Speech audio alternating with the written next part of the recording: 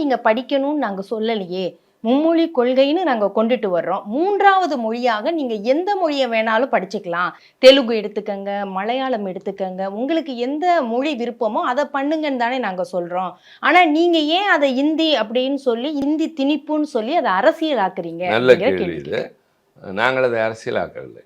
இப்போது 3 மொழிகள் என்றால் தாய்மொழி, ஆங்கிலம், 3வதாக எந்த மொழி? முதலில் இந்தி தான் இருந்தது. பின்னர் எதிர்ப்பு கிளம்பியவுடன் 3வதாக எந்த மொழி வேண்டும் என்றால் என்று சொல்லி நாங்கள் அதைத்தானே சொல்கிறோம் என்று சொல்கிறார்கள். இப்போது நான் கேட்பது, இந்தியை தாய்மொழியாக கொண்டவர்கள் 3வதாக என்ன மொழியை படிக்கிறார்கள்? கொஞ்சம் சொல்லுங்கள் பார்ப்போம். அவர்கள் 2வதாக ஆங்கிலம் கூட படிப்பதில்லை. இப்போ இது என்னோட நாடாளுமன்றத்தில் பல பேர் PhD பட்டம் பெற்றவர்கள் கூட இருக்கிறார்கள்.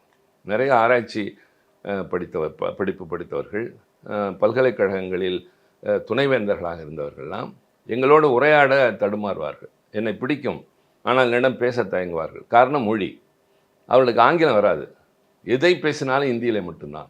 ஆக நீங்கள் 3வது மொழிக்கு போகிறீர்கள். நீங்கள் அங்கே இருப்பவர்கள் 2வது மொழி கூட கற்க வருவதில்லை. உதாரணத்திற்கு ஒன்று சொல்கிறேன்.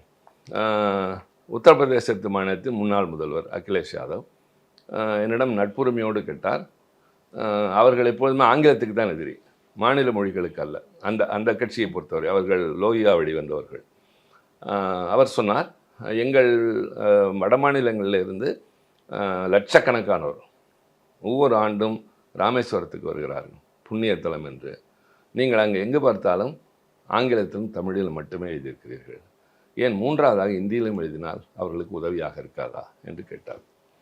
பக்கத்தில் இருந்த மற்றவர்களெல்லாம் கூட அப்போது மைய மண்டபம் இருந்தது. இப்போ பழைய நாடாளுமன்றத்தில் வேறு கட்சிகளை, குறிப்பாக பிஜேபியினரும் இருந்தார்கள். அங்கே எல்லோரும் சங்கமிப்போம், நல்ல கேள்வி, பதில் சொல்லுங்கள் என்றார்கள். நான் சொன்னேன், நான் உங்களுடைய கேள்வியை மதிக்கிறேன், அதில் உள்ள உண்மை உணர்வையும் நான் புரிந்து கொள்கிறேன்.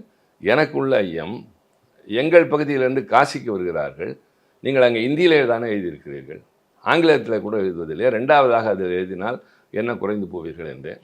அவர் சிரித்து கொண்டே போய்விட்டார். ஆக அவர்கள் 2வது மொழி கூட படிக்காத போது என்னை 3வது மொழி படி என்கிறார்கள்.